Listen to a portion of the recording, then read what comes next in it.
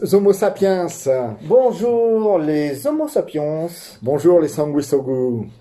Voilà, pour commencer, déjà, un petit mot sur l'illustration que vous voyez au début de chaque vidéo. Cette illustration a été faite par Didier. Dis-nous un petit mot de ce que tu as fait. Cette illustration, cette image, c'est un assemblage de plusieurs photos. Je l'avais appelée Censure. Elle s'appelle toujours d'ailleurs Censure. C'est juste pour représenter l'oiseau, ça représente l'idée, l'essor, une idée nouvelle qui arrive, et la main qui est gantée de blanc, qui représente l'autorité, et qui est là pour stopper toutes les, je dis pas toutes les idées nouvelles, mais beaucoup d'idées nouvelles qui peuvent déranger l'ordre et les gouvernements et l'ordre mondial, voilà. Voilà, et puis derrière nous, la vidéo d'avant, vous l'aviez déjà, vous avez une peinture d'un monsieur qui s'appelle Jacques Leroux, qui était méconnu, qui a exposé, et qui était dans la mouvance surréaliste. Il a connu Breton, que je le connais bien, et il m'a offert cette toile, ce qui m'a fait très plaisir, qui représente le pouvoir. Derrière, par exemple, vous avez un mur de prison avec derrière l'industrie, donc qui est comme une prison, qui nous fait travailler, etc. Ici, vous avez le vautour qui se nourrit de la sueur et du travail des gens. Ici, c'est une carte de divination. Je ne me rappelle plus, désolé, sa signification, mais elle est dans le même sens, etc. Donc la prochaine fois, on va vous préparer une petite description de ce tableau, et ça ira très bien avec le prochain thème. Voilà, donc peinture un peu surréaliste de Jacques Leroux. Voilà.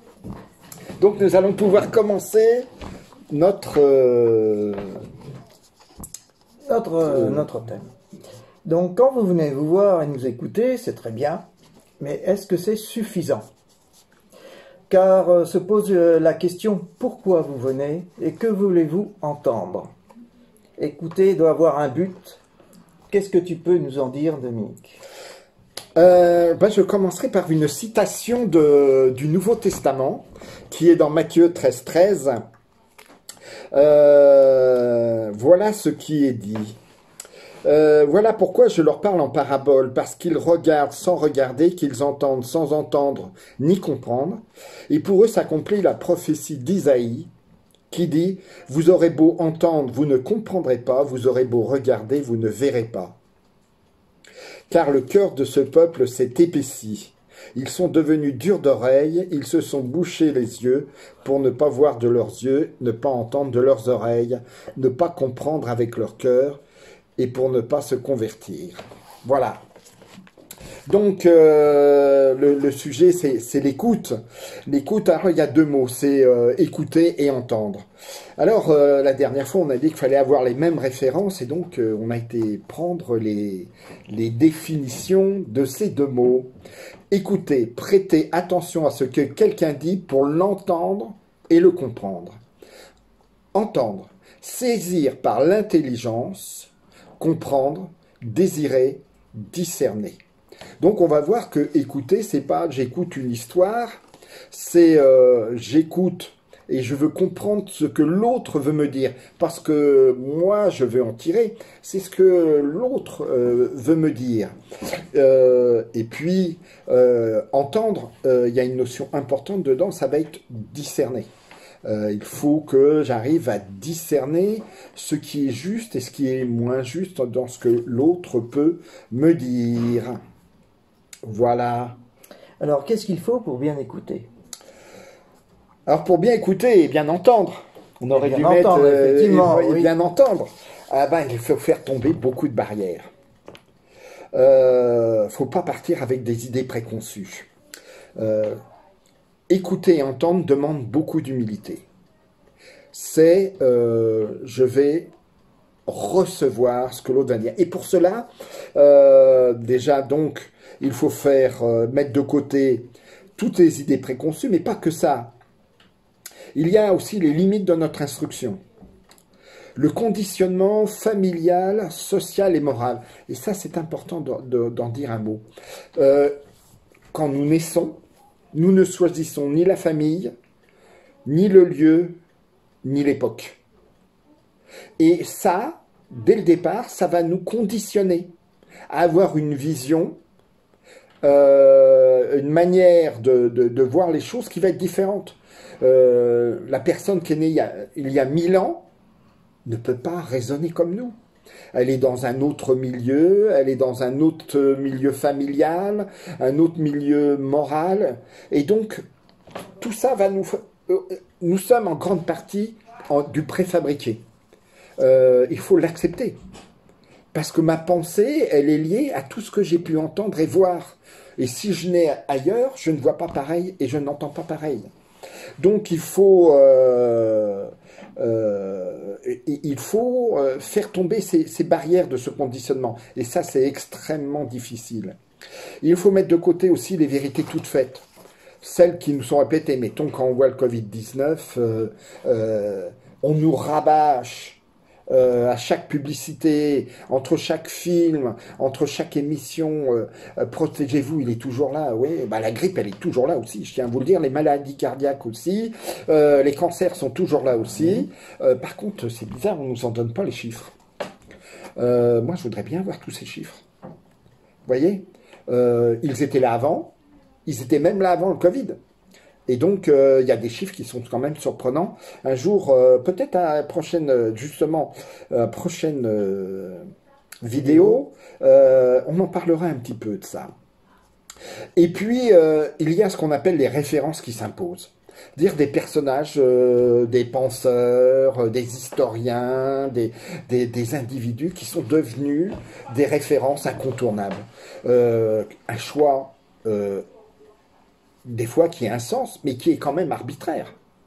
Pourquoi? Parce qu'on décide que eux, c'est des références. Il y a des génies méconnus. Hein, il y a des personnages dans l'histoire, des mathématiciens que personne ne connaît et qui ont fait des choses, qui ont découvert des choses très importantes. Donc voilà. Donc il faut mettre tout cela de côté pour arriver à entendre. Ça ne veut pas dire qu'on les oublie. Mais au moment de l'écoute, il faut être capable d'entendre. Parce que si, pendant que la personne parle, je mets une barrière, même s'il amène des arguments, ces arguments, je ne peux pas les entendre. Parce que j'ai dit non. Et l'argument, s'il est juste, j'ai dit non à un argument qui était juste. Il faut écouter l'argument. Après, le problème est tout différent. C'est qu'une fois qu'il a fini de parler, je peux lui répondre en disant que son argument n'est pas juste ou n'est pas complet, n'est pas suffisant, ne peut pas être une preuve en soi, et je peux amener de contre-arguments. Et là,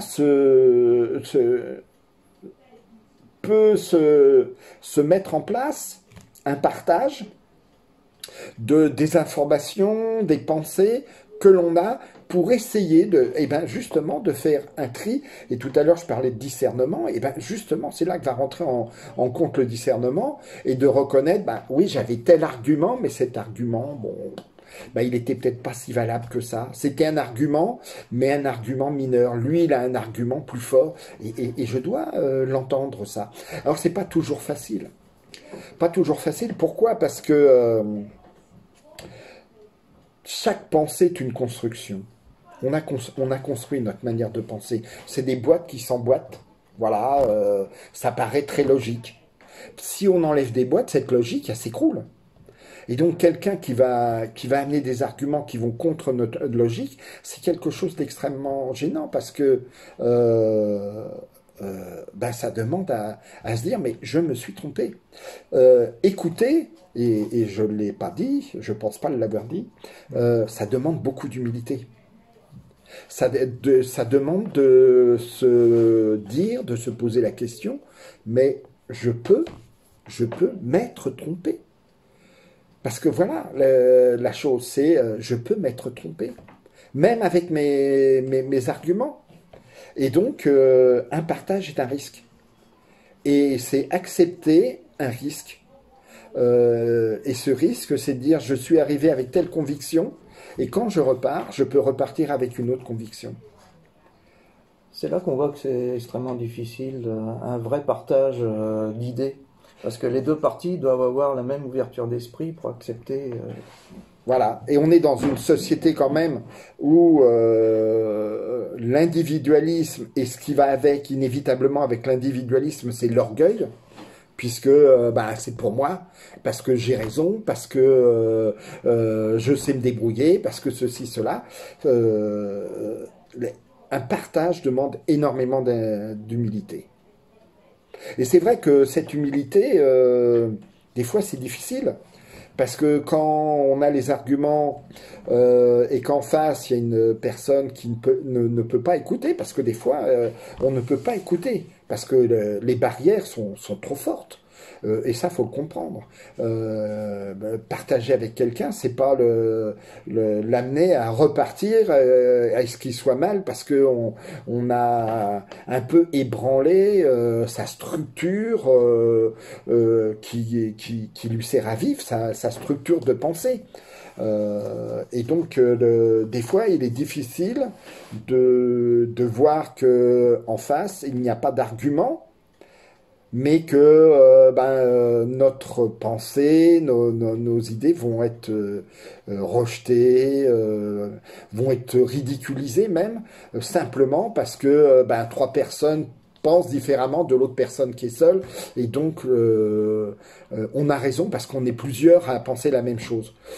Ça n'a jamais été une preuve d'avoir raison. L'histoire montre même l'inverse, que des fois c'est des gens seuls qui ont été contre l'ordre établi qui avait raison. Donc voilà, n'empêche qu'à leur époque, on les a ridiculisés, des fois on les a même maltraités, voire tués, parce que leur idée, qui aujourd'hui est acceptée, à l'époque était rejetée. Voilà. Donc... Est-ce que cela suffit, tout ça, quand même, pour bien écouter ou bien entendre? Alors là, j'ai parlé qu'au niveau de l'intelligence, bien sûr que ce n'est pas du tout suffisant. Il y a un personnage que j'aime beaucoup, qui est Saint-Exupéry, qui a dit « On ne voit bien qu'avec le cœur, l'essentiel est invisible aux yeux. » Et j'ajouterais « et aux oreilles ». Car la vie n'est pas obligatoirement une histoire logique. C'est pas quelque chose qui se raisonne, c'est une histoire humaine. L'instruction ne nous apprend pas à vivre, elle nous donne des moyens de réfléchir. Ça, c'est extrêmement important. Le but de l'instruction, c'est pas de nous dire ce qu'il faut faire. Et c'est la direction que prend l'instruction aujourd'hui. Ouais. L'instruction, c'est pour nous donner les moyens de réfléchir, pas de faire de nous des outils de la société. L'instruction, c'est j'ai le moyen de parler avec les autres, j'ai le moyen de raisonner, j'ai le moyen de pouvoir trouver une solution. C'est le moyen d'utiliser la solution de l'autre. C'est pas ça. L'instruction, c'est ça. Mais le problème, c'est qu'à l'école, on ne nous apprend pas la vie. La vie, on l'apprend sur le tas. À l'école, on m'a jamais appris à être père. J'ai appris le rôle du père quand j'ai eu ma fille. Le fait accompli. Je suis devant quelque chose, il faut que je l'assume. Le but de l'instruction, c'est d'espérer qu'elle m'a donné les moyens de pouvoir raisonner et de pouvoir trouver les solutions quand je suis devant un problème de la vie courante que j'ai à résoudre pour que tout aille bien pour ma fille. Voilà. Et là, c'est la réalité. On n'apprend pas la vie. Moi, chaque jour, vous savez, je prends la voiture, je peux avoir un accident. À l'école, on m'a pas appris, si tu as un accident, tu vas te comporter comme ça. Parce qu'on ne peut pas me donner tous les cas de problèmes que je peux avoir après un accident. Ça peut être une jambe cassée, donc c'est limité. Ça peut être me retrouver dans une chaise roulante. Est-ce que l'on m'a appris à vivre dans une chaise roulante? Absolument pas. Donc tout ça, ce n'est pas de la logique. On n'est pas dans du raisonnement pur. Il y a un moment donné, c'est comment puis-je vivre et donner un sens à ma vie. Et là, on n'est plus tout dans une logique d'entendre tel qu'on l'a. Et il faut entendre plus loin. Donc là, j'avais parlé des barrières, et à un moment donné, ces barrières-là, il faut aller encore plus loin. C'est à un moment donné, c'est entendre, c'est le sens de la vie. Et donc ça, c'est pas le plus simple. Et c'est là qu'apparaît cette notion dont on a parlé un peu plus de discernement. Le discernement demande, il y a une partie réflexion, mais il y a une partie aussi de choses que l'on ressent. Ça peut paraître bizarre, mais il y a des choses, on les sent. Il faut laisser parler et écouter ce que l'on a en soi. Si ça a été... et la grande difficulté aujourd'hui, c'est que l'instruction rend sourd à cet aspect de la personne. Alors je vais vous dire, on peut dire, ouais, il dit ça, mais quand j'étais dans l'industrie, j'ai eu un poste où j'avais quand même un peu de responsabilité, et j'ai eu des formations. Et j'ai eu à animer des groupes pour avoir des idées nouvelles. Dire que dans cette entreprise qui était quand même assez importante, des fois, on ne trouvait pas de solution devant un problème qui était apparu dans l'entreprise. Donc j'avais été en formation. Et la première chose que on nous a expliqué dans cette formation, c'était, voilà, on est dans l'autoroute de la pensée. L'autoroute de la pensée un peu qui paraît multiple, mais qui est unique. C'est qu'une autoroute. Une autoroute où on va dans deux sens. Et dans chaque sens, qui est comme une autoroute, il y a plusieurs voies. Je suis de droite croyant, scientifique, poète, etc. Je suis de gauche, alors ça c'est dans l'autre sens, ceci, cela. Voilà, on est sur une autoroute, mais cette autoroute, elle a un nombre de voies qui sont bien définies. Et on ne sort pas de ça. C'est-à-dire, voilà, c'est l'autoroute de la pensée. La science, c'est ça, ceci, cela, voilà. Et dans tout ça, j'ai le droit de changer de voie dans mes pensées. Un jour, je parle religion, donc je suis sur la voie religieuse. Après, je change de voie, mais je suis dans une direction. Et ce que l'on nous apprend, c'est qu'en dehors de cette autoroute, il y a l'infini. Mais dans cet infini, il y a des choses qu'on ne sait pas encore. Et là rentre en ligne de compte l'imagination. Comme les inventeurs, il faut savoir que la majorité des inventions, ce n'est pas des scientifiques. Hein. C'est des gens qui découvrent quelque chose, qui ont une idée, etc. C'est l'imagination qui savent observer. Qui est à l'œuvre. Et souvent, l'imagination, elle a rapport avec la vie, pas avec l'instruction, avec l'observation de la vie. Et un exemple frappant, un personnage dont on parle très peu, mais qui avait découvert des choses très importantes, c'est un Autrichien, je ne sais plus son prénom, Schomberger. Ouais, c'est pas bien grave. Schomberger qui a fait des découvertes en observant la nature. Il observait la nature et il a découvert qu'il y avait des énergies dans la nature, etc. Et ça a été l'observation. Et il a eu beaucoup d'imagination. Pourquoi? Parce qu'il n'était pas à se mettre des barrières sur ceci ou cela. Il était garde forestier. Il a observé des truites dans l'eau. Et qu'est-ce qu'il a observé? C'est qu'en remuant à peine, le courant ne les entraînait pas, qu'elles faisaient du surplace. Et il s'est posé la question, mais attends, si moi je vais dans l'eau, le courant il m'emporte tout de suite, la truite, sans pour ainsi dire bouger, en donnant juste un léger petit coup de queue, elle ne bouge pas. Et donc il les a observés pendant des heures. Et ça l'a amené à faire des découvertes à travers ça. Voilà. Donc il faut écouter aussi son corps qui ressent des choses. Et ces choses, il y a des mots qui les montrent. C'est, mettons, ce qu'on appelle la sympathie et l'antipathie. Excusez-moi. À parler, j'ai la gorge qui me... c'est quoi ce sentiment? On peut être à côté de quelqu'un, et je suis sûr qu'il y en a beaucoup d'entre vous à qui c'est arrivé, où on est à côté de quelqu'un, cette personne-là, il y a un truc qui va pas. C'est quelque chose qui émane d'elle, c'est notre corps qui parle. Alors on pourrait me dire, c'est pas vrai. Mais regardez, on va vous faire un électroencéphalogramme. C'est quoi un électroencéphalogramme? C'est des électrodes qu'on vous met sur la tête et qui mesurent quoi? Des ondes émises par le cerveau. Donc des ondes qui vont bien à l'extérieur. Parce qu'on nous dit, ah, il n'y a rien d'émis et tout ça. Mais si, vous faites un électroencéphalogramme, c'est des ondes émises par le cerveau.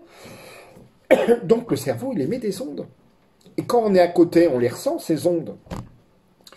Et bien notre corps, il peut parler.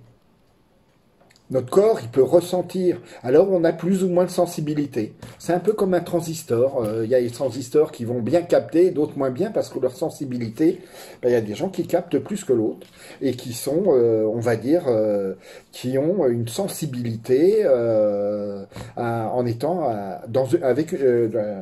en présence de quelqu'un.